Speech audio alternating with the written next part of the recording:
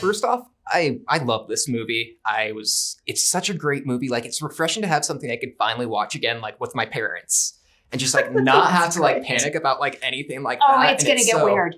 Like, or awkward. I don't know. My parents have that kind of like sense of humor though. They like do? That. So That's good.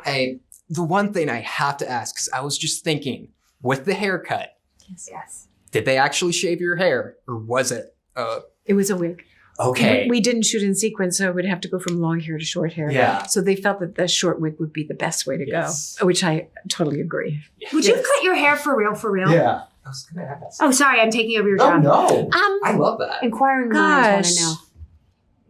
Yeah, I think I would have. Yeah. I think I would have. That haircut did look good on you. Go very method short. with it. Go method with it, yes. Me and Marlon. Yeah. When we go, if there's a sequel, we go to Sicily. Yes. As Sebastian was just talking about that as well. God, I hope. Wouldn't that be fun Sebastian. to go to Italy? It would. Oh my God. First of all, the food. Yes. We'd have to have The elastic arts, waistbands. Oh my God. A lot of elastic waistbands. So I can't get over, I loved your movie, Tag. And I just love all, like, whenever you show up in a comedy, I'm like always like, Thank you. it's always great, like seeing you in those a kinds little of roles. cuckoo. I always play like a wackadoo, Yes. which is kind of fun in this because she's not insane. Yes. She's like, I usually get these characters who are like, there's something insane that we have to pull off, Yes. something that's weird or something, especially in Tag, Yes. and with Sebastian. And so I love that she's kind of the every girl, and it's a sweet love story, and I love Sebastian so much, and I liked being his partner in crime in this. Had you met him before, filming the Yeah, movie? he married us in Tag. Oh, yes. So I met him that day. He was very quiet on that day of filming. And then I met him at Renner's house because we had like a party there. And Renner's a very good friend of mine.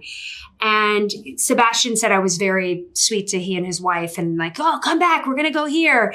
And I remember meeting them and being struck with how you could tell how much they loved each other. Yeah. And so that was a very cool thing to sort of bring in to have to see that this connection they had. Cause I knew that I had to find that had to be an intrinsic thread between Ellie and Sebastian in this, because I knew what he and Lana were like in real life, So was it ever like intimidating on set, like working with like De Niro? Because I know you've both worked with like big names, but like with, De Niro, if you're ever like intimidating.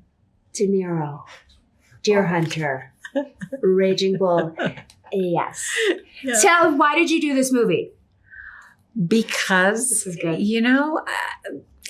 First of all, the storyline was Robert De Niro plays a hairdresser. But I just wanted the experience of working with him, watching him work, being in the same room. It's fascinating. He's so open. He's so available. He's funny, and he doesn't take it seriously. He has no ego about it. He's the first one to say, well, fuck that up. Yeah. Oh, excuse me. I screwed that up. He's the first one to say it, and I think when other actors see an actor of that stature making mistakes, you can't, there's no place to fail in that kind of situation. And he's always been a favorite of mine. Yeah. It was a real thrill. And he's a seeker of like the story, curious, and he's all about the work. You said curious earlier, and that's really a good word for him. Yeah, and it's just a reminder that, people, I feel like young kids are like, don't go to acting school as much anymore, and they don't watch old movies and the craft of acting. And he's such a person about the craft of acting. So it was like, it was really fun to be around that energy. The subtlety of the way he would just change a word in a different take. And you think, why does that? Okay. And he opens these little doors almost for you if you're listening. Yes. Yeah. I remember watching one of those first days, and he called somebody the wrong name. He called like the waitress your name. Yes.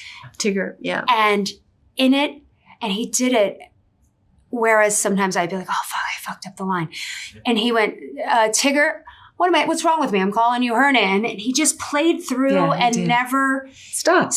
No. And I was just a reminder of like, why don't, like he's always searching and seeking and trusting that whatever's happening. And so it's... And encouraging himself. Yeah. It really is a positive experience. One other quick question, because obviously you play her mother in the movie, but if you guys could pick like any actress or actor, living or dead, to play, you know, your parent, one of your parents in a movie.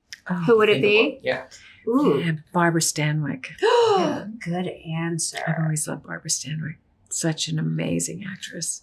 Spunky and tough and smart and passionate and emotional. And yeah, she was great. I would love for her to, I don't know if she'd be a very warm and cuddly mom. No. But she would be great to play with.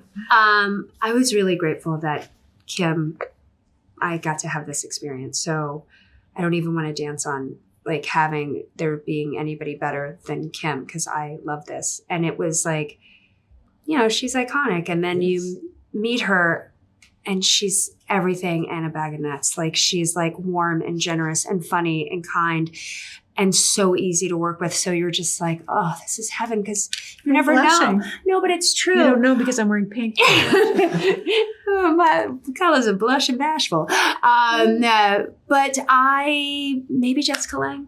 I love Jessica Lange. So maybe that. But we'll see. But it didn't get better than this one. Thank you for your time. I love talking to fellow blondes as well. So Blondes, Mine's not real.